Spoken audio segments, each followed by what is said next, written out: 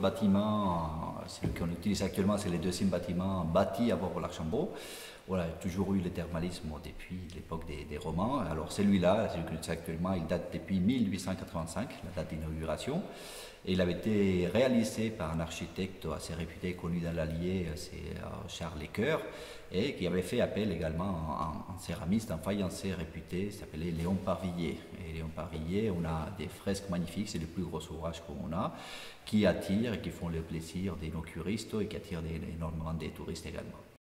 Alors les thermes tels qu'ils existent aujourd'hui ont été construits sur les antiques ruines des bains romains dans la première moitié du XIXe siècle, grâce d'ailleurs aux dons que le marquis et la marquise d'Aligre ont fait à la ville de Montmorency.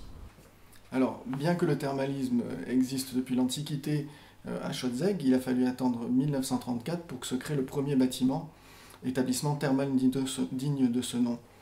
Alors ensuite, il y a eu des évolutions, notamment en 1963, avec la première extension, et la création de la Société thermale de Schötzegg en 1964, et l'inauguration en juin 1964 par le président Georges Pompidou de cette nouvelle structure.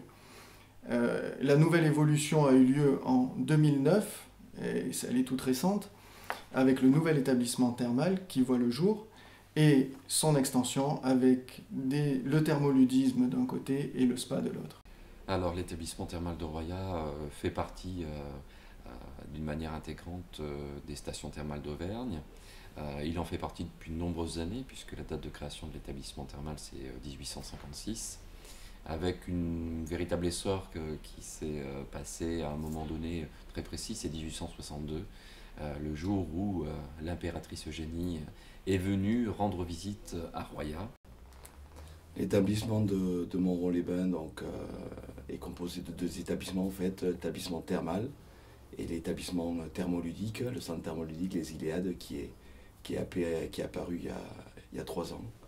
Donc aujourd'hui, on récupère l'eau thermale d'un geyser qui a été découvert en 1885 et l'établissement a été créé thermal en 1989.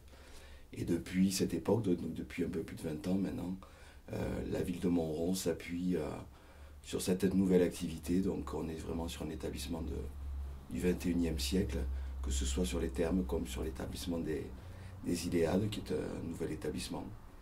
Et donc l'activité puise sur la ressource propre donc, du geyser qui a été découvert il y a plus de 200 ans.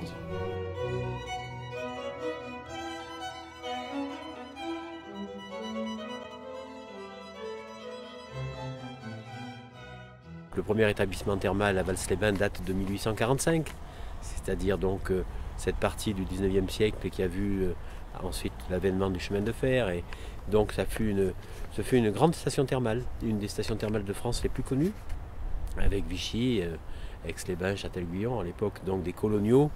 Les patients venaient faire traiter leur maladie digestive, leur colibacillose ou leur amibe hépatique.